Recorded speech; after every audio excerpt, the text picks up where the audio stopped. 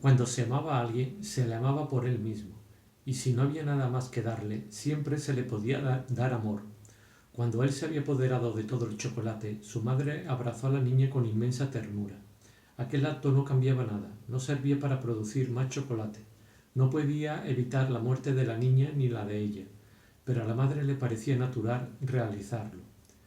La mujer refugiada en aquel barco, en el noticiario, también había protegido al niño con sus brazos, con lo cual podía salvarlo de las balas con la misma eficacia que si lo hubiera cubierto con un papel.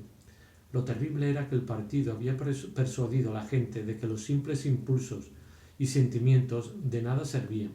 Cuando se estaba bajo las garras del partido, nada importaba lo que se sintiera o se dejara de sentir, lo que se hiciera o se dejara de hacer. Cuanto le sucedía a uno se desvanecía y ni usted ni sus acciones volvían a figurar para nada. Le apartaban a usted con toda limpieza del curso de la historia. Sin embargo, hacía solo 2 generaciones se dejaban gobernar por sentimientos privados que nadie ponía en duda. Lo que importaba eran las relaciones humanas, y un gesto completamente inútil, un abrazo, una lágrima, una palabra cariñosa dirigida a un moribundo, poseía un valor en sí. De pronto pensó Wilson que los proles seguían con sus sentimientos y emociones. No eran leales a un partido, a un país ni a un ideal, sino que se guardaban mutua lealtad unos a otros. Por primera vez en su vida, Winston no despreció a los proles ni los creyó solo una fuerza inerte. Algún día muy remoto recobrarían sus fuerzas y se lanzarían a la regeneración del mundo. Los proles continuaban siendo humanos. No se habían endurecido por dentro. Se habían atenido a las emociones primitivas que él, Winston, tenía que aprender de nuevo por un esfuerzo consciente. Y a pesar de esto, recordó que unas semanas antes había visto sobre el pavimento una mano arrancada en un bombardeo y que la había apartado con el pie tirándola a la alcantarilla como si fuera un inservible troncho de lechuga. Los proles son seres humanos, dijo en voz alta. Nosotros, en cambio, no somos humanos.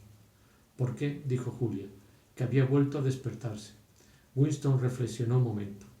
¿No se te ha ocurrido pensar, dijo, que lo mejor que haríamos sería marcharnos de aquí antes de que sea demasiado tarde y no volver a vernos jamás? Sí, querido, se me ha ocurrido varias veces, pero no estoy dispuesta a hacerlo. Hemos tenido suerte, dijo Winston, pero esto no puede durar mucho tiempo. Somos jóvenes, tú pareces normal e inocente. Si te alejas de la gente como yo, puedes vivir todavía 50 años más. No, ya he pensado en todo eso. Lo que tú hagas, eso haré yo. Y no te desanimes tanto. Yo sé arreglármelas para seguir viviendo. Quizá podamos seguir juntos otros 6 meses, un año, no se sabe. Pero al final es seguro que tendremos que separarnos. ¿Te das cuenta de lo solo que nos encontraremos? Cuando nos hayan cogido no habrá nada, lo que se dice nada, que podamos hacer el uno por el otro. Si confieso, te fusilarán. Y si me niego a confesar, te fusilarán también. Nada de lo que yo pueda hacer o decir, o dejar de decir y hacer, serviría para aplazar tu muerte ni 5 minutos. Ninguno de nosotros dos sabrá siquiera si el otro vive o ha muerto. Sería inútil intentar nada. Lo único importante es que no nos traicionemos, aunque por ello no iban a variar las cosas. Si quieren que confesemos, replicó Julia, lo haremos. Todos confiesan siempre. Es imposible evitarlo. Te tortura. No me refiero a la confesión. Confesar no es traicionar. No importa lo que digas o hagas, sino los sentimientos. Si pueden obligarme a dejarte de amar, esa sería la verdadera traición. Julia reflexionó sobre ello. A eso no pueden obligarte, dijo al cabo de un rato. Es lo único que no pueden hacer. Pueden forzarte a decir cualquier cosa, pero no hay manera de que te lo hagan creer. Dentro de ti no pueden entrar nunca. Eso es verdad, dijo Winston con un poco más de esperanza. No pueden penetrar en nuestra alma. Si podemos sentir que merece la pena seguir siendo humanos, aunque esto no tenga ningún resultado positivo, los habremos derrotado. Y pensó en la telepantalla, que nunca dormía, que nunca se distraía ni dejaba de oír. Podían espiarle a uno día y noche, pero no perdiendo la cabeza era posible burlarlos.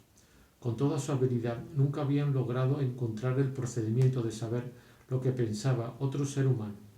Quizás esto fuera menos cierto le tenían a uno en sus manos. No se sabía lo que pasaba dentro del Ministerio del Amor, pero era fácil figurárselo. Torturas, drogas, delicados instrumentos que registraban las reacciones nerviosas, agotamiento progresivo por la falta de sueño, por la soledad y los interrogatorios implacables y persistentes. Los hechos no podían ser ocultados. Se los exprimían a uno con la tortura o se le seguían la pista con los interrogatorios. Pero si la finalidad que a uno se proponía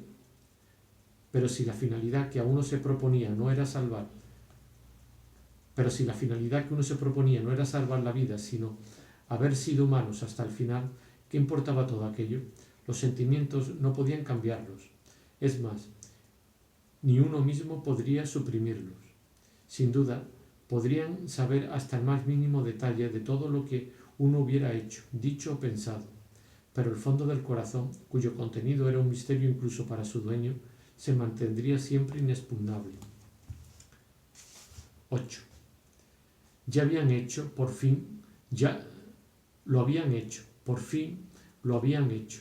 La habitación donde estaba era alargada y de suave iluminación.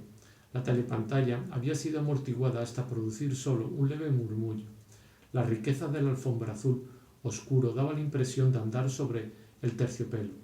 En un extremo de la habitación estaba sentado Brian ante una mesa, bajo una lámpara de pantalla verde con un montón de papeles a cada lado. No se molestó en levantar la cabeza cuando el criado hizo pasar a Julia y Winston. El corazón de Winston latía tan fuerte que dudaba de poder hablar. Lo habían hecho. Por fin lo habían hecho. Esto era lo único que Winston podía pensar. Había sido un acto de inmensa audacia entrar en este despacho y una locura inconcebible venir juntos, aunque realmente habían llegado por caminos diferentes y solo se reunieron en la puerta de O'Brien. Pero solo el hecho de traspasar aquel umbral requería un gran esfuerzo nervioso. En muy raras ocasiones se podía penetrar en las residencias del partido interior, ni siquiera en el barrio donde tenían sus domicilios.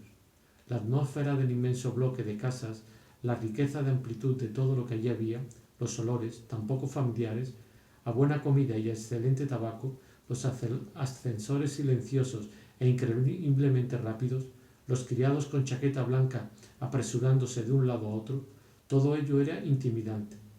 Aunque tenía un buen pretexto para ir allí, temblaba a cada paso por miedo a que surgiera de algún rincón un guardia uniformado de negro, le pidiera sus documentos y le mandara salir. Sin embargo, el criado de O'Brien los había hecho entrar a los dos sin demora. Era un hombre sencillo, de pelo negro y chaqueta blanca, con un rostro inexpresivo y achinado.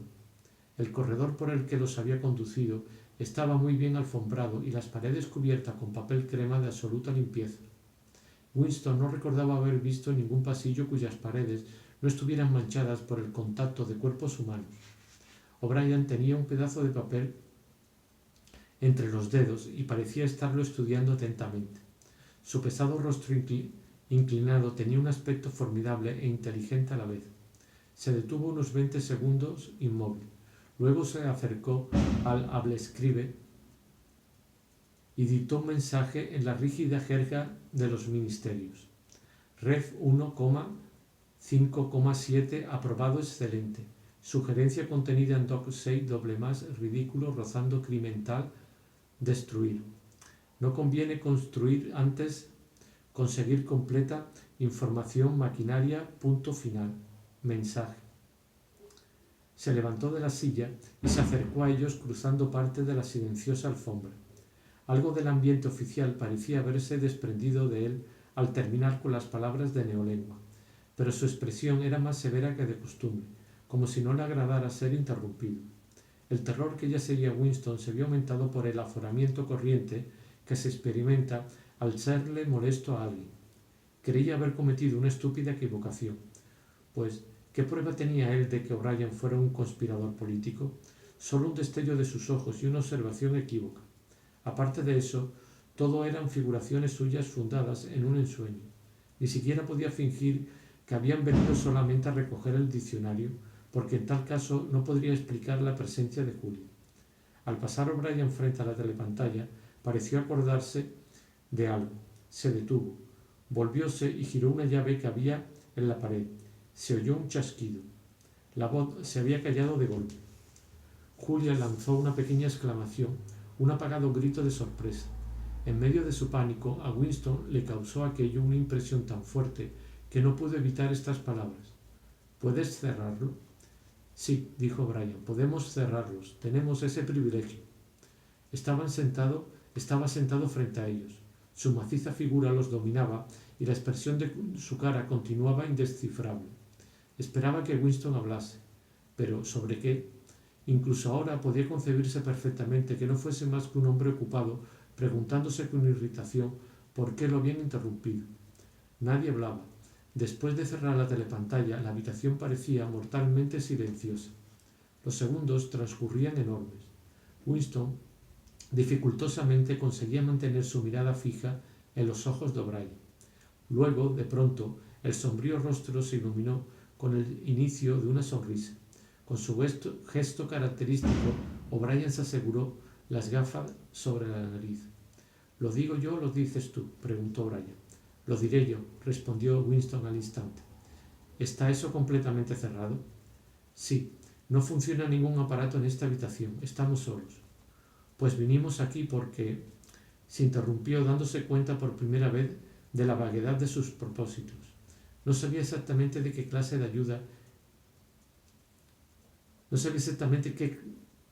ayuda esperaba de O'Brien. Prosiguió, consciente de que sus palabras sonaban vacilantes y presuntuosas. Creemos que existe un movimiento clandestino, una especie de organización secreta que actúa contra el partido y que tú estás metido en esto. Queremos formar parte de esta organización y trabajar en lo que podamos. Somos enemigos del partido. No creemos en los principios de INSOC. Somos criminales del pensamiento. Además, somos adúlteros. Te digo todo esto porque deseamos ponernos a tu merced. Si quieres que nos acusemos de cualquier otra cosa, estamos dispuestos a hacerlo. Winston dejó de hablar al darse cuenta de que la puerta se había abierto. Miró por encima de su hombro. Era el criado de cara amarillenta que había entrado sin llamar. Traía una bandeja con una botella y vasos. Martín es uno de los nuestros, dijo Brian impasible. Pon aquí las bebidas, Martín. Sí, en la mesa redonda. Tenemos bastantes sillas. Sentémonos para hablar cómodamente. Siéntate tú también, Martín. Ahora puedes dejar de ser criado durante 10 minutos. El hombrecillo se sentó a sus anchas, pero sin abandonar el aire servil. Parecía un lacayo al que se le ha concedido el privilegio de sentarse con sus amos. Winston lo miraba con el rabillo del ojo. Le admiraba que aquel hombre se pasara la vida representando un papel y que le pareciera peligroso prescindir de su fingida personalidad, aunque fuera por unos momentos. O'Brien tomó la botella por el cuello y llenó los vasos de un líquido rojo oscuro. A Winston le recordó algo que desde hacía muchos años no bebía. Un anuncio luminoso que representaba una botella que se movía sola y llenaba un vaso incontables veces. Visto desde arriba, el líquido parecía casi negro, pero la botella, de buen cristal, tenía un color rubí. Su sabor era agridulce. Vio que Julia cogía su vaso y lo olía con gran curiosidad. Se llama vino, dijo Brian con una débil sonrisa. Seguramente ustedes lo habrán oído citar en los libros. Creo que a los miembros del partido exterior no les llega. Su cara volvió a ensombrecerse y levantó el vaso. Creo que debemos empezar brindando por nuestro jefe, por Emmanuel Goldstein. Winston cogió su vaso titubeando. Había leído referencias del vino y había soñado con él. Como el pisapapeles de cristal o las canciones del señor Charrington, pertenecía al romántico y desaparecido pasado, la época en que él se recreaba en sus secretas meditaciones. No sabía por qué, siempre había creído que el vino tenía un sabor intensamente dulce, como de mermelada, y un efecto intoxicante inmediato. Pero al beberlo, ahora por primera vez, le decepcionó. La verdad era que después de tantos años de beber ginebra, aquello le parecía insípido. Volvió a dejar el vaso vacío sobre la mesa. Entonces, ¿existe de verdad ese Goldstein?, preguntó. Sí, esa persona no es ninguna fantasía y vive. ¿Dónde? No lo sé. Y la conspiración, la organización, es auténtica, no es solo un invento de la policía del pensamiento, no, es una realidad. La llamamos la hermandad. Nunca se sabe de la hermandad, sino que existe y que uno pertenece a ella. Enseguida volveré a hablarte de eso. Miró el reloj de pulsera. Ni siquiera los miembros del partido deben mantener cerrada la telepantalla. Ni siquiera los miembros del partido interior deben mantener cerrada la telepantalla más de media hora. No debíais haber venido aquí juntos. Tendréis que marcharos por separado. Tú, camarada, le dijo a Julia, te marcharás primero. Disponemos de unos 20 minutos. Comprendéis que debo empezar por haceros algunas preguntas. En términos generales, ¿qué estáis dispuesto a hacer? Todo aquello de que seamos capaces, dijo Winston. O'Brien había ladeado un poco su silla hacia Winston, de manera que casi le volvía la espalda a Julia, dando por cierto que Winston podía hablar a la vez por sí y por ella. Empezó pestañeando un momento y luego inició sus preguntas con voz baja e inexpresiva, como si se tratara de una rutina, una especie de catecismo, la mayoría de cuyas respuestas le fueran ya conocidas. ¿Estáis dispuesto a dar vuestras vidas? Sí. ¿Estáis dispuesto a cometer asesinatos? Sí. ¿A cometer actos de sabotaje que puedan causar la muerte de centenares de personas inocentes? Sí. ¿A vender a vuestro país a potencias extranjeras? Sí. ¿Estáis dispuestos a hacer trampas, a falsificar, a hacer chantaje, a corromper a los niños, a distribuir drogas, a fomentar la prostitución, a extender enfermedades venéreas, a hacer todo lo que pueda causar desmoralización y debilitar el poder del partido? Sí. Si, por ejemplo, sirviera de algún modo a nuestros intereses arrojar ácido sulfúrico a la cara de un niño, ¿estaríais dispuesto a hacerlo? Sí. ¿Estáis dispuesto a perder vuestra identidad y a vivir el resto de vuestras vidas como camareros, cargadores de puerto, etc.? Sí. ¿Estáis dispuesto a suicidaros si os lo ordenamos y en el momento en que lo ordenásemos? Sí. ¿Estáis dispuestos los dos a separaros y no volveros a ver nunca? No, interrumpió Julia. A Winston le pareció que había pasado muchísimo tiempo antes de contestar. Durante algunos momentos creyó haber perdido el habla. Se le movía la lengua sin emitir sonidos, formando las primeras sílabas de una palabra y luego de otra. Hasta que lo dijo, no sabía qué palabra iba a decir. No, dijo por fin. Hacéis bien en decírmelo, repuso O'Brien. Es necesario que lo conozcamos todo.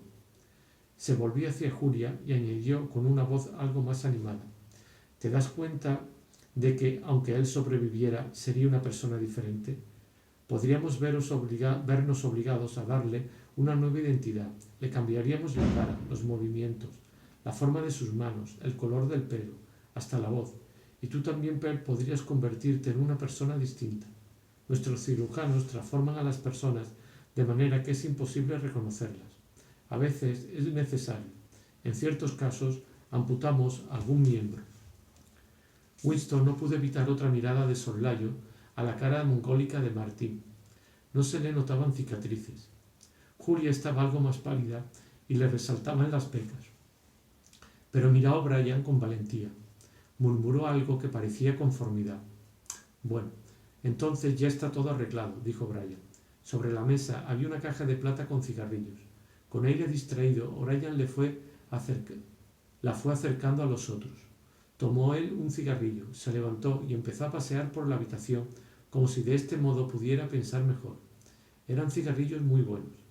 No se les caía el tabaco y el papel era sedoso. O'Brien volvió a mirar su reloj de pulsera. Vuelve a tu servicio, Martín, dijo. Volveré a poner en marcha la telepantalla dentro de un cuarto de hora. Fíjate bien en las caras de estos camaradas antes de salir. Es posible que los vuelvas a ver. Yo quizá no. Exactamente como habían hecho al entrar, los ojos oscuros del hombrecillo recorrieron rápidos los rostros de Julia y Winston. No había en su actitud la menor afabilidad. Estaba registrando unas facciones, grabándoselas, pero no se sentía el menor interés por ellos o parecía no sentirlo. Se le ocurrió a Winston que quizá un rostro transformado no fuera capaz de variar de expresión. Sin hablar ni una palabra ni hacer el menor gesto de despedida, salió Martín, cerrando silenciosamente la puerta tras él. O'Brien seguía paseando por la estancia, con una mano en el bolsillo de su mono negro y en la otra el cigarrillo. Ya comprenderéis, dijo, que tendréis que luchar a oscuras, siempre a oscuras. Recibiréis órdenes y las obedeceréis sin saber por qué. Más adelante os mandaré un libro que os aclarará la verdadera naturaleza de la sociedad en que vivimos y la estrategia que hemos de emplear para destruirla. Cuando hayáis leído el libro, seréis plenamente miembros de la hermandad. Pero entre los fines generales por los que luchamos y las tareas inmediatas que cada uno hará, pero entre los fines generales por los que luchamos y las tareas inmediatas de cada momento, habrá un vacío para vosotros sobre el que nada sabréis. Os digo que la hermandad existe, pero no puedo deciros si la constituyen 100 de miembros o 10 millones. Por vosotros mismos no llegaréis a saber nunca si hay una docena de afiliados. Tendréis solos 3 o 4 personas en contacto con vosotros que se renovarán de vez en cuando a medida que vayan desapareciendo. Como yo he sido el primero en estar en contacto con vosotros, seguiremos manteniendo la comunicación. En cuanto recibáis órdenes, procederán de mí. Si creemos necesario comunicaros algo, lo haremos por medio de Martín. Cuando finalmente os cojan, confesaréis. Esto es inevitable, pero tendréis muy poco que confesar, aparte de vuestra propia acusación. No podréis traicionar más que a unas cuantas personas sin importancia. Quizá ni siquiera os sea posible delatarme. Por entonces, quizá yo ya haya muerto o seré ya una persona diferente con una cara distinta. Siguió paseando sobre la suave alfombra. A pesar de su corpulencia, tenía una notable gracia de movimientos, gracia que aparecía incluso en el gesto de meterse la mano en el bolsillo o de manejar el cigarrillo. Más que de fuerza, daba una impresión de confianza y de comprensión irónica. Aunque hablara en serio, nada tenía de la rigidez del fanático. Cuando hablaba de asesinatos, suicidio, enfermedades venéreas, miembros amputados o caras cambiadas, lo hacía en tono de broma. Esto es inevitable, parecía decir su voz. Esto es lo que hemos de hacer, queramos o no. Pero ya no tendremos que hacerlo cuando la vida vuelva a ser digna de ser vivida. Una oleada de admiración, casi de adoración, iba de Winston a O'Brien. Casi había olvidado la sombría figura de Goldstein. Contemplando las vigorosas espaldas de O'Brien y su rostro enérgicamente tallado, tan feo y a la vez tan civilizado, era imposible creer en la derrota, en que él fuera vencido.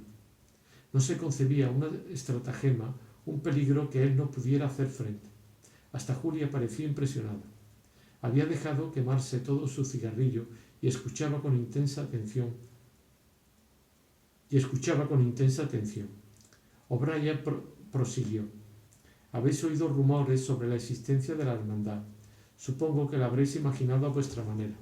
Seguramente creeréis que se trata de un mundo subterráneo de conspiradores que se reúnen en sótanos, que escriben mensajes sobre los muros y se reconocen unos a otros por señales secretas, palabras misteriosas o movimientos especiales de las manos.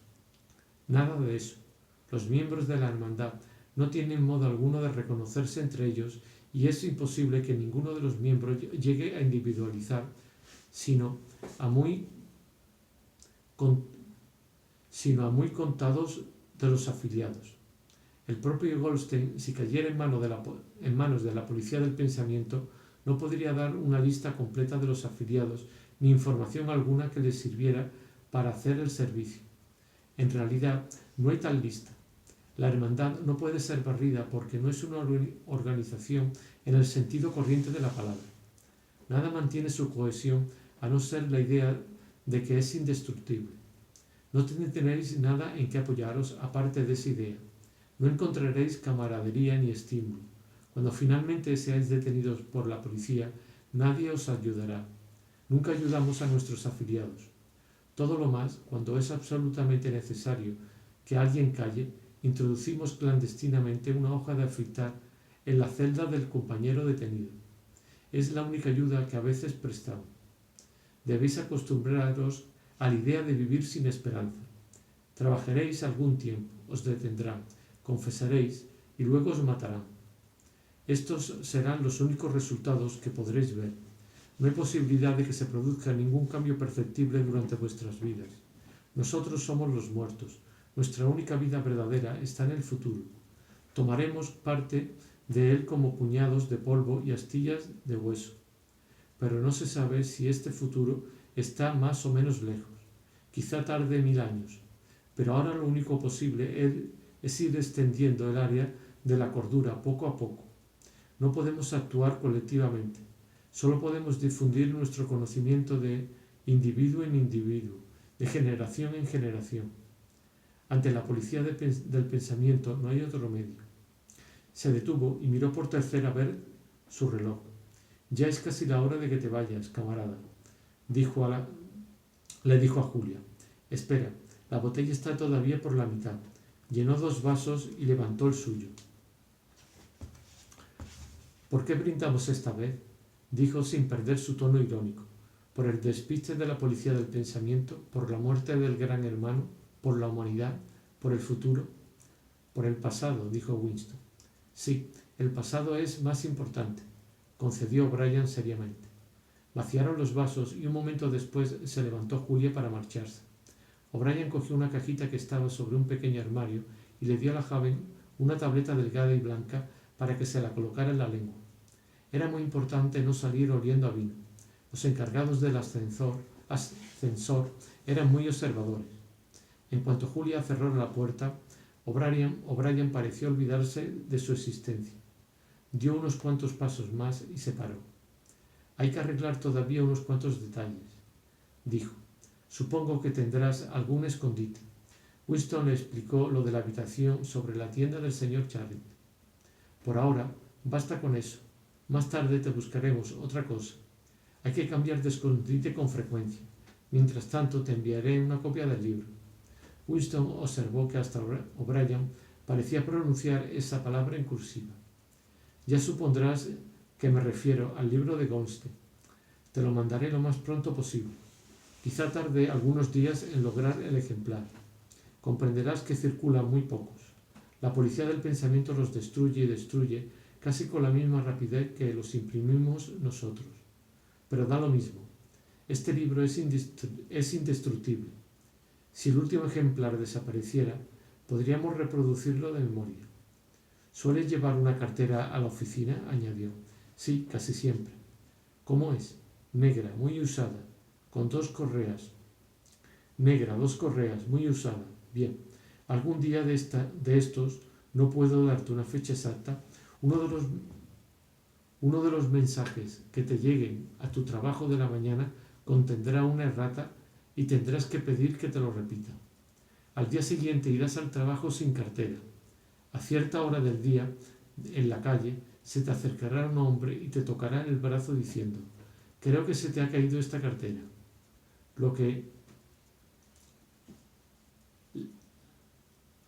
La que te dé contendrá un ejemplar del libro de Goldstein. Tienes que devolverlo a los 14 días o antes por el mismo procedimiento. Estuvieron callados un momento. Falta un par de minutos para que tengas que irte, dijo Brian.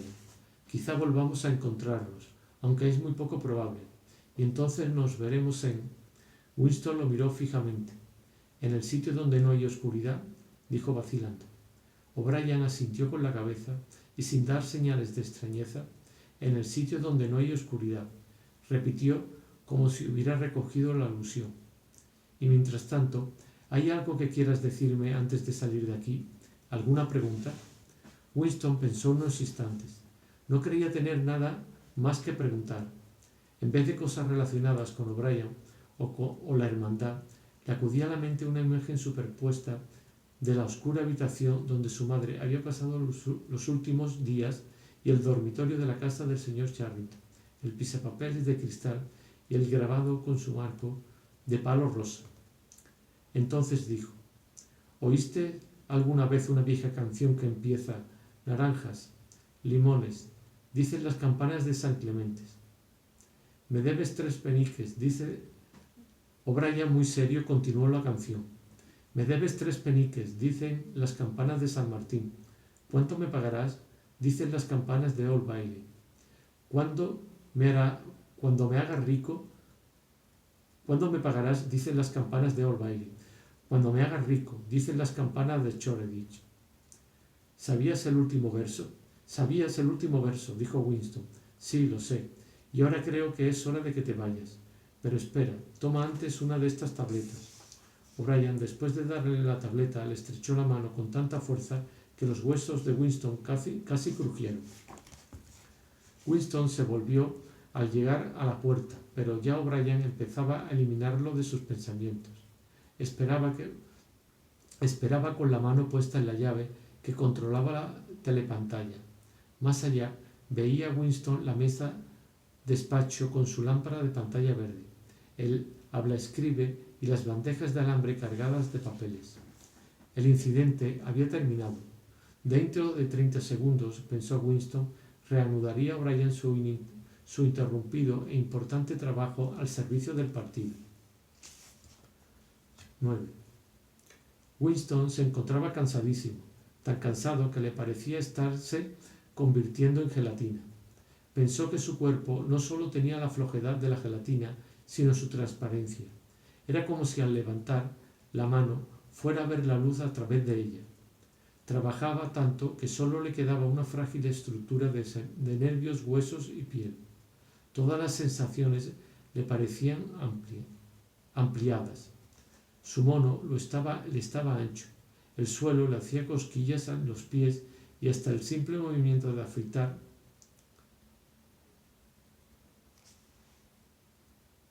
y hasta el simple movimiento de abrir y cerrar la mano constituía para él un esfuerzo que le hacía sonar los huesos. Había trabajado más de 90 horas en 5 días, lo mismo que todos los funcionarios del partido. Ahora había terminado todo y nada tenía que hacer hasta el día siguiente por la mañana.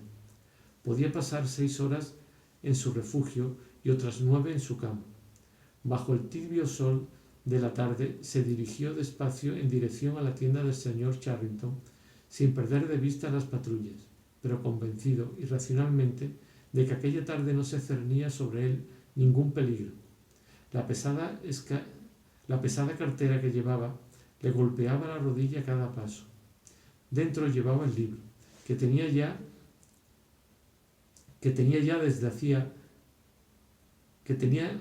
ya desde 6 días antes, pero que aún no había abierto, ni siquiera lo había mirado.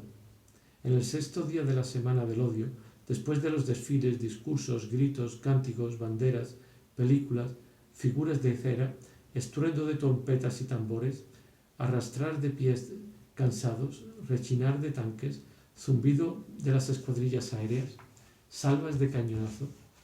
Después de 6 días de todo esto, cuando el gran orgasmo político llegaba a su punto culminante y el odio general contra Eurasia era ya un delirio tan exacerbado que si la multitud hubiera podido apoderarse de los 2000 prisioneros de guerra eurasiáticos que habían sido ahorcados públicamente el último día de los festejos, los habrían despedazado.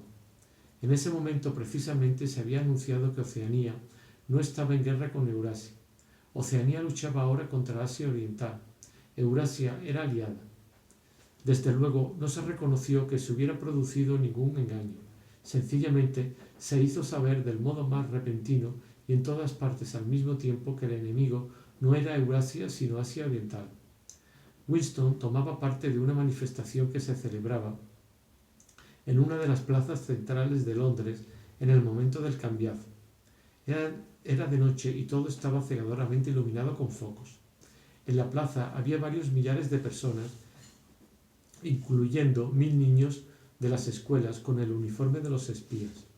En una plataforma formada de trapos rojos, un orador del partido, un hombre delgaducho y bajito, con unos brazos desproporcionadamente largos y un cráneo grande, calvo, con unos cuantos mechones sueltos, atravesados sobre él, arengaban a la multitud. La pequeña figura, retorcida de odio, se agarraba al micrófono con una mano, mientras con la otra, enorme, al final de un brazo huesudo, daba zarpazos amenazadores por encima de su cabeza. Su voz, que los altavoces hacían metálica, saltaba un interminable su voz que los altavoces hacían metálica soltaba una interminable sarta de atrocidades, matanzas en masa, deportaciones, saqueos, violaciones, tortura de prisioneros, bombardeos de poblaciones civiles, agresiones injustas, propaganda mentirosas y tratados incumplidos. Era casi imposible escucharle sin convencerse primero y luego volverse loco. A cada momento, la furia de la multitud hervía inconteniblemente y la voz del orador era ahogada por una salvaje y bestial gritería que brotaba incontrolablemente de millares de gargantas. Los chillidos más salvajes eran los de los niños de las escuelas. El discurso duraba ya unos 20 minutos cuando un mensajero subió apresuradamente a la plataforma y le entregó a aquel hombre un papelito. Él lo desenrolló y lo llevó sin dejar de hablar, y lo leyó sin dejar de hablar. Nada se alteró en su voz ni en su gesto, ni siquiera en el contenido de lo que decía. Pero de pronto los nombres eran diferentes, sin necesidad de comunicármelo por palabras.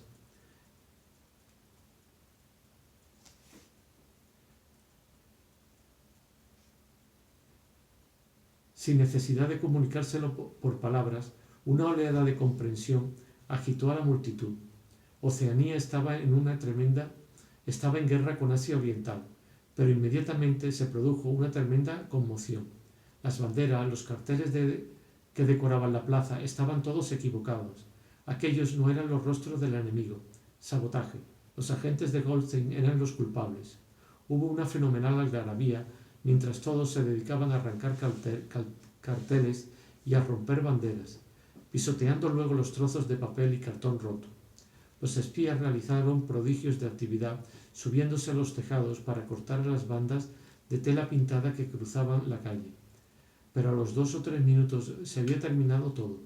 El orador, que no había soltado el micrófono, seguía vociferando y dando zarpazos al aire. Al minuto siguiente la masa volvía a gritar su odio exactamente como antes, solo que el objetivo había cambiado. Lo que más le impresionó a Winston fue que el orador dio el cambiazo exactamente a la mitad de una frase, no solo sin detenerse, sino sin cambiar siquiera la construcción de la frase. Pero en aquellos momentos tenía Winston otras cosas de qué preocuparse. Fue entonces, en medio de la gran algarabía, cuando se le acercó un desconocido y, dándole un golpecito en un hombro, le dijo: «Perdone, creo que se le ha caído a usted esta cartera». Winston tomó la cartera sin hablar, como abstraído. Sabía que iban a pasar varios días sin que pudiera abrirla. En cuanto terminó la manifestación, se fue directamente al Ministerio de la Verdad, aunque eran ya las 23. Lo mismo hizo todo el personal del ministerio. En verdad, las órdenes que repetían continuamente las telepantallas, ordenándoles reintegrarse a sus puestos, apenas eran necesarias. Todos sabían lo que les tocaba hacer en tales casos. Oceanía estaba en guerra con Asia Oriental. Oceanía había estado siempre en guerra con Asia Oriental. Una gran parte de la literatura política de aquellos 5 años quedaba anticuada, absolutamente inservible. Documentos e informes de todas clases, periódicos, libros, folletos de propaganda, películas, bandas sonoras, fotografías, todo ello tenía que ser rectificado a la velocidad del rayo. Aunque nunca se daban informes en estos casos, se sabía que los jefes de departamento deseaban que dentro de una semana no quedara en toda Oceanía ni una sola referencia a la guerra con Eurasia ni a la alianza con Asia Oriental. El trabajo que esto suponía era aplastante, sobre todo porque las operaciones necesarias para realizarlo no se llamaban por sus nombres verdaderos. En el departamento de registros todos trabajaban 18 horas de las 24, con 2 turnos de 3 horas cada uno para dormir. Bajaron colchones y los pusieron en los pasillos. Las comidas se componían de sándwiches y café de la Victoria, traídos en carrito por los camareros de la cantina. Cada vez que Winston interrumpía el trabajo para uno de sus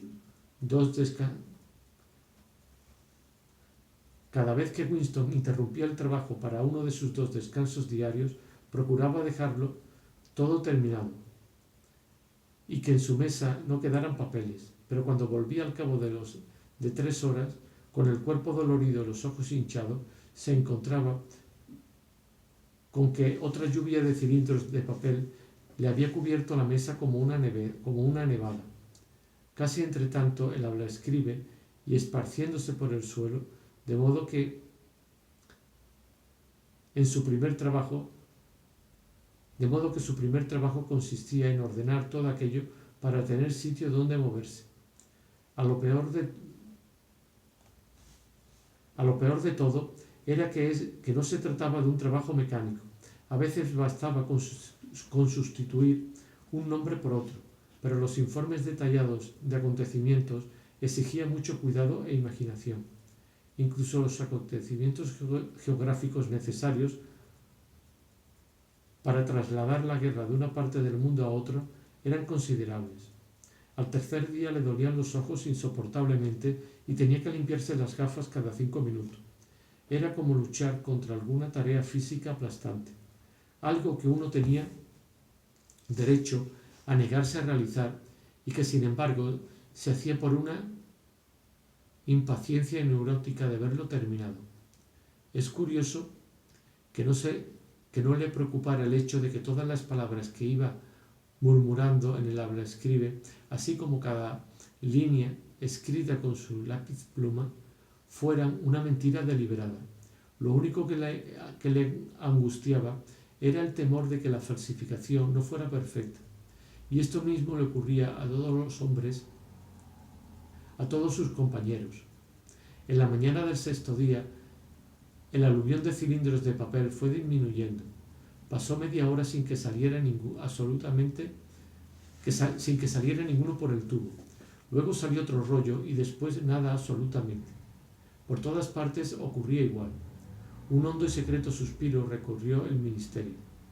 Se acababa de realizar una tarea, una hazaña que nadie podría mencionar nunca. Era imposible ya que algún ser humano pudiera probar documentalmente que la guerra con Eurasia había sucedido. Inesperadamente se anunció que todos los trabajadores del ministerio estaban libres hasta el día siguiente por la mañana. Era mediodía. Winston, que llevaba todavía la cartera con el libro, la cual había permanecido entre sus pies mientras trabajaba y debajo de su cuerpo mientras dormía, se fue a casa, se afeitó y casi se quedó dormido en el baño, aunque el agua estaba casi fría. Luego, con una sensación voluptuosa, subió las escaleras de la tienda del señor Charrington. Por supuesto, estaba cansadísimo, pero se le había pasado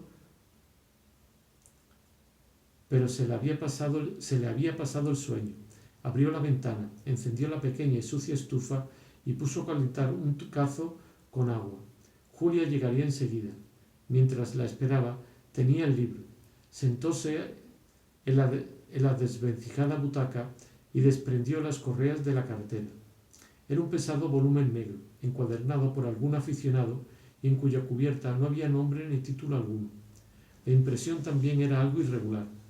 Las páginas estaban muy gastadas por los bordes y el libro se abría con mucha facilidad, como si hubiera pasado por muchas manos.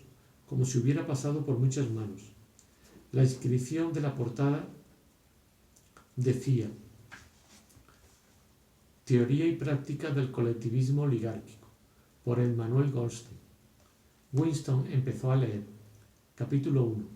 La ignorancia es la fuerza.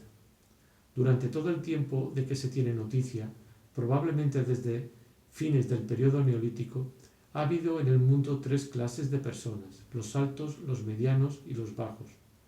Se han subdividido de muchos modos, han llevado muy diversos nombres y su número relativo, así como la actitud que han guardado unos hacia otros, ha variado de época en época, pero la estructura esencial de la sociedad nunca ha cambiado. Incluso después de enormes conmociones y de cambios que parecían irrevocables, la misma estructura ha vuelto a imponerse. Igual que un giroscopio vuelve siempre a la posición de equilibrio por mucho que lo empujemos en un sentido o en otro. Los objetivos de estos tres grupos son por completo inconciliables. Winston interrumpió la lectura, sobre todo para poder disfrutar bien del hecho asombroso de hallarse leyendo tranquilo y seguro. Estaba solo, sin telepantalla, sin nadie que escuchara por la cerradura, sin sentir el impulso nervioso de mirar por encima del hombro o de cubrir la página con la mano. Un airecillo suave le acariciaba la mejilla. De lejos venían los gritos de los niños que jugaban. En la habitación misma no había más sonido que el débil tic-tac del reloj, un ruido como de insecto.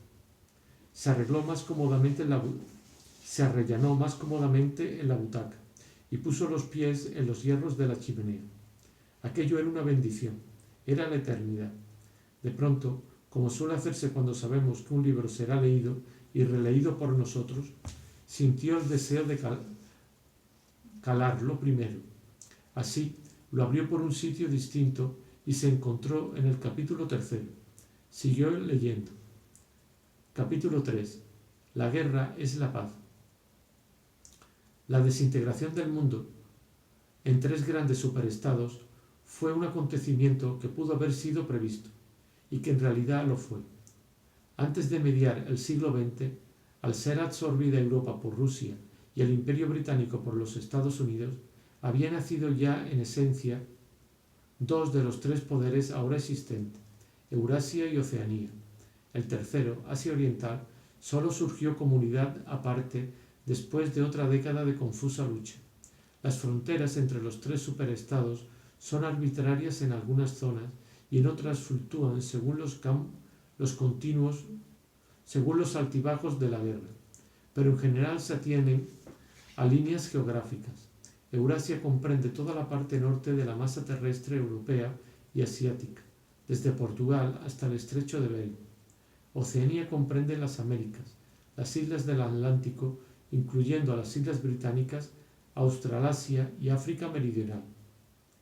Asia Oriental, potencia más pequeña que las otras y con una frontera occidental menos definida, abarca China y los países que se hallan al sur de ella, las islas del Japón y una amplia y fluctuante porción de Manchuria, Mongolia y el Tíbet. Estos tres superestados, en una combinación o en otra, están en guerra permanente y llevan así 25 años. Sin embargo, ya no es la guerra aquella lucha desesperada y aniquiladora que era en las primeras décadas del siglo XX. Era una lucha por objetivos limitados entre combatientes incapaces de destruirse unos a otros, sin una causa material para luchar y que no se hayan divididos por diferentes ideologías claras. Esto no quiere decir que la conducta en la guerra ni la actitud hacia ella sean menos sangrientas ni más caballeresca. Por el contrario, el histerismo bélico es continuo y universal, y las violaciones, los saqueos, las matanzas de niños, la esclavización de poblaciones enteras y represalias contra los prisioneros hasta el punto de quemarlos y enterrarlos vivos se consideran normales, y cuando esto no lo comete el enemigo sino el bando propio, se estima meritorio. Pero en un sentido físico, la guerra afecta a muy pocas personas, la mayoría especialistas muy bien preparados, y causa pocas bajas relativamente. Cuando hay lucha, tiene lugar en confusas fronteras que el hombre medio apenas puede situar en un mapa o en torno a fortalezas flotantes que guardan los lugares estratégicos en el mar. En los centros de civilización, la guerra no significa más que una continua escasez de víveres y alguna que otra bomba, cohete, que puede causar unas veintenas de víctimas. En realidad, la guerra ha cambiado de carácter. Con más exactitud, puede decirse que ha variado el orden de importancia de las razones que determinaban una guerra. Se han convertido en dominantes y son reconocidos conscientemente motivos que ya estaban latentes en las grandes guerras de la primera mitad del siglo XX. Para comprender la naturaleza de la guerra actual, pues a pesar del reagrupamiento que ocurre cada pocos años, siempre es la misma guerra, hay que darse cuenta en primer lugar de que esta guerra no puede ser decisiva. Ninguno de los tres superestados podría ser conquistado definitivamente, ni siquiera por los otros dos en combinación. Sus fuerzas están demasiado bien equilibradas y sus defensas son demasiado poderosas. Eurasia está protegida por sus grandes espacios terrestres, Oceanía por la anchura del Atlántico y del Pacífico, Asia Oriental por la fecundidad y laboriosidad de sus habitantes. Además, ya no hay nada por qué luchar. Con las economías autárquicas, la lucha por los mercados, que era una de las causas principales de las guerras anteriores, ha dejado de tener sentido, y la competencia por las materias primas ya no es una cuestión de vida o muerte. Cada uno de los tres superestados es tan inmenso que pueden obtener casi todas las materias que necesitan dentro de sus propias fronteras. Si acaso se propone la guerra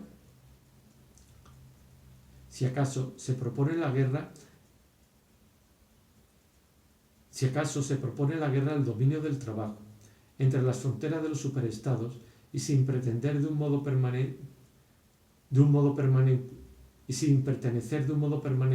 a ninguno de ellos, se extiende un cuadrilátero con unos ángulos en Tánger, Brazzaville, Darwin y Hong Kong, que tienen casi una quinta parte de la población de la Tierra.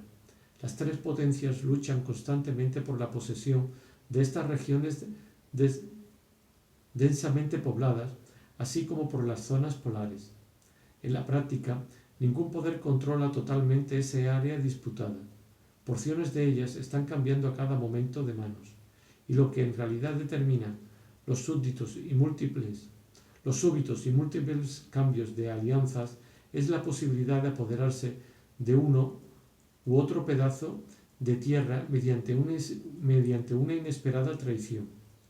Todos estos territorios disputados contienen valiosos minerales y algunos de ellos producen ciertas cosas como la goma que en los climas fríos es preciso sintetizar por métodos relativamente caros, pero sobre todo proporcionan una inagotable reserva de mano de obra muy barata. La potencia que controle el África ecuatorial, los países del Oriente Próximo, la India Meridional o el archipiélago indonesio dispone también de centenares de millones de trabajadores mal pagados y muy resistentes. Los habitantes de estas regiones, reducidos más o menos abiertamente a la condición de esclavos, pasan continuamente de un conquistador a otro y son empleados como carbón o aceite en la carrera de armamento, armas que sirven para capturar más territorio y ganar así más mano de obra, con lo cual se pueden tener más armas que servirán para conquistar más territorios, y así indefinidamente. Es interesante observar que la lucha nunca sobrepasa los límites de las zonas disputadas.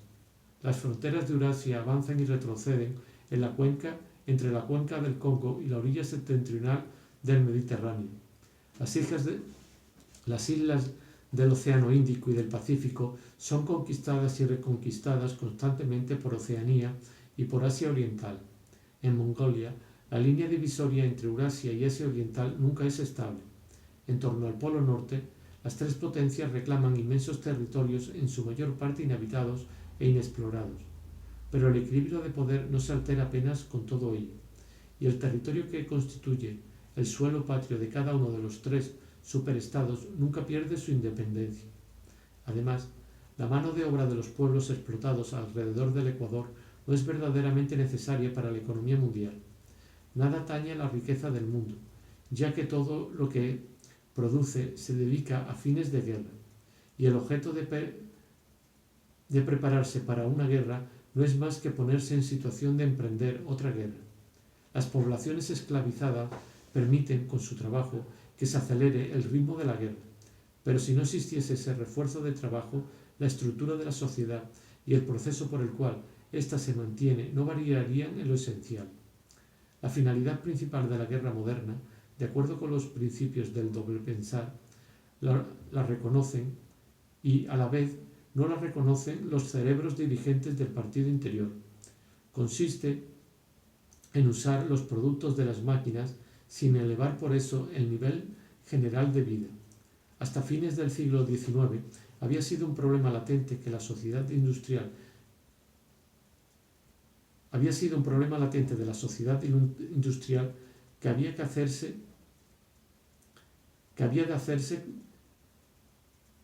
había de hacerse con el sobrante de los artículos de consumo.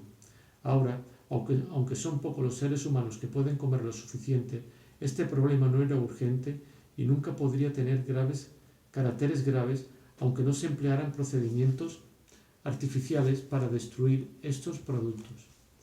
El mundo de hoy, si lo comparamos con el anterior a 1914, está desnudo, hambriento y lleno de desolación, y aún más si los comparamos con el futuro que las gentes de aquella época esperaban. A principios del siglo XX, la visión de una sociedad futura increíblemente rica, ordenada, eficaz y con un tiempo para todo, un reluciente mundo antiséptico de cristal, acero y cemento, un mundo de nívea blancura, era el ideal de casi todas las personas cultas.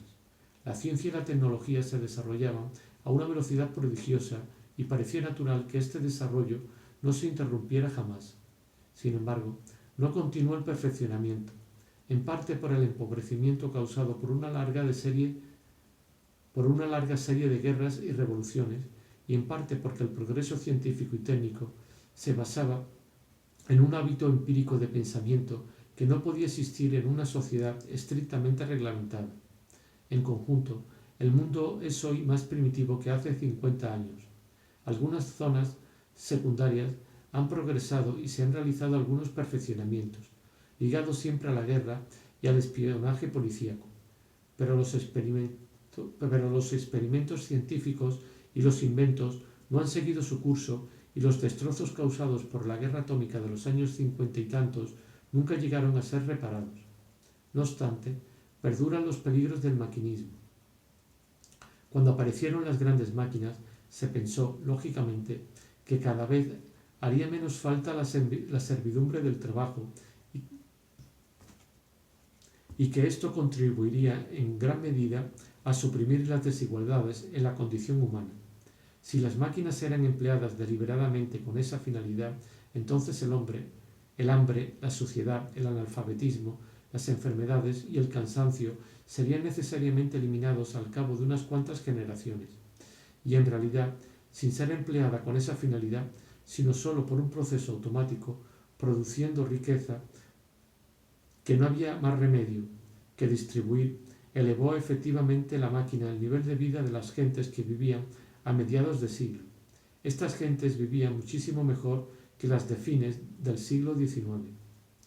Pero también resultó claro que un aumento del bienestar tan extraordinario amenazaba con la destrucción. Era ya en sí mismo la destrucción de una sociedad jerárquica. En un mundo en que todos trabajaran pocas horas, tuvieran bastante que comer, vivieran en casas cómodas e higiénicas, con cuartos de baño, calefacción y refrigeración, y poseyera cada uno un auto o quizás un aeroplano, habría desaparecido la forma más obvia e evidente de desigualdad. Si la riqueza llegaba a generalizarse, no serviría para distinguir a nadie. Sin duda, era posible imaginarse una sociedad en que la riqueza, en el sentido de posesiones y lujos personales, fuera equivalentemente distribuida, mientras que el poder siguiera en manos de una minoría, de una pequeña casta privilegiada.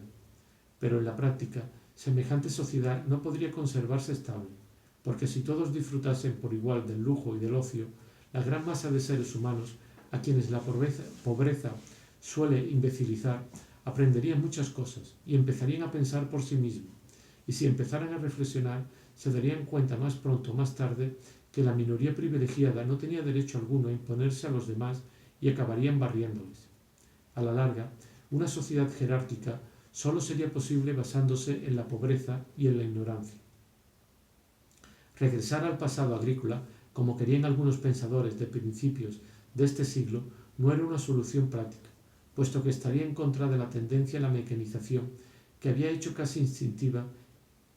había hecho casi instintiva en el mundo entero, y además cualquier país que permaneciera atrasado industrialmente sería inútil en un sentido militar y caería antes o después bajo el dominio de un enemigo bien armado. Tampoco era una buena solución mantener la pobreza de las masas restringiendo la producción. Esto se practicó en gran medida entre 1920 y 1940. Muchos países dejaron que su economía se anquilosara. No se renovaba el material indispensable para la buena marcha de las industrias. Quedaban sin cultivar las tierras y grandes masas de población sin tener en qué trabajar vivían de la caridad del Estado. Pero también esto implicaba una debilidad militar y como las privaciones que infligía eran innecesarias, despertaba invariablemente una gran oposición. El problema era mantener en marcha las ruedas de la industria sin aumentar la riqueza real del mundo. Los bienes habían de ser producidos, pero no distribuidos, y en la práctica, la única manera de lograr esto era la guerra continua. El acto esencial de la guerra es la destrucción, no forzosamente de vidas humanas, sino de los productos del trabajo.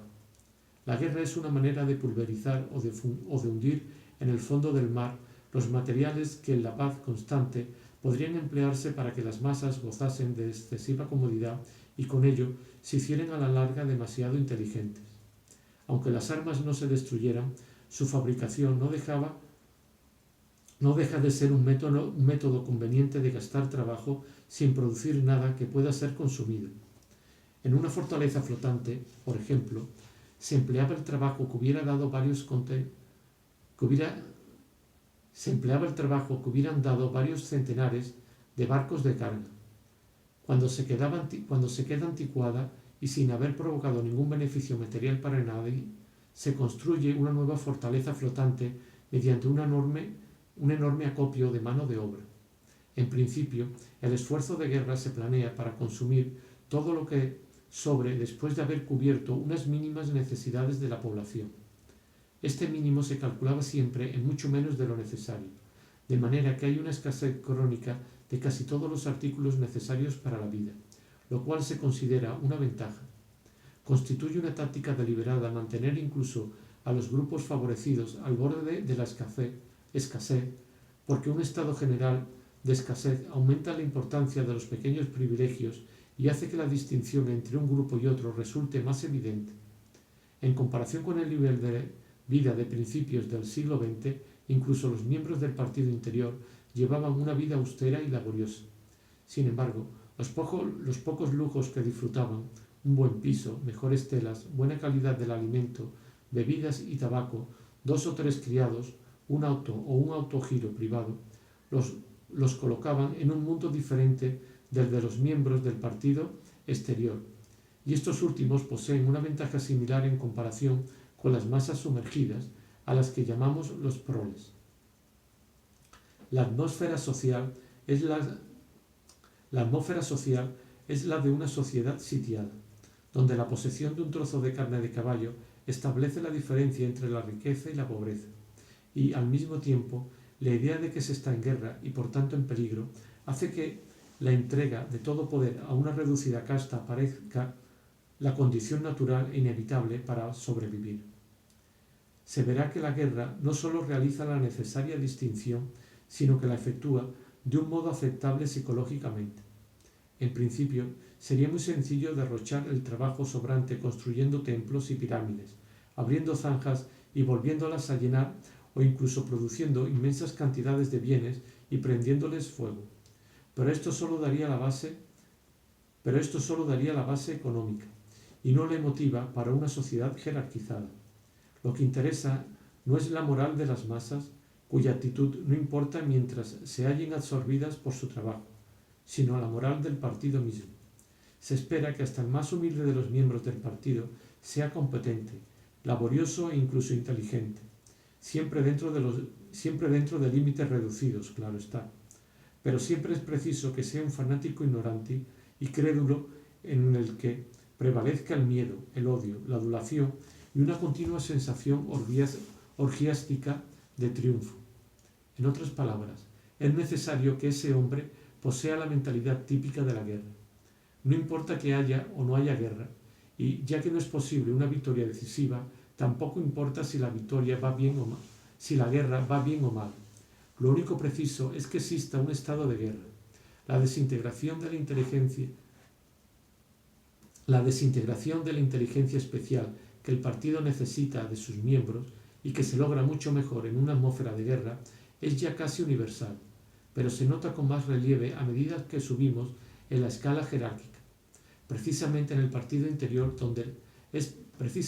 es en el partido interior donde la histeria bélica y el odio al enemigo son más intensos. Para ejercer bien sus funciones administrativas, se ve obligado con frecuencia el miembro del partido interior a saber que esta o aquella noticia de guerra es falsa, y puede saber muchas veces que una pretendida guerra o no existe o se está realizando con fines completamente distintos a los declarados. Pero ese conocimiento queda neutralizado fácilmente mediante la técnica del doble pensar, de modo que ningún miembro del partido interior vacila ni un solo instante en su creencia mística de que la guerra es una realidad y que terminará victoriosamente con el dominio indiscutible de Oceanía sobre el mundo entero. Todos los miembros del partido interior creen en esta futura victoria total como en un artículo de fe. Se conseguirá o bien paulatinamente mediante la adquisición de más territorios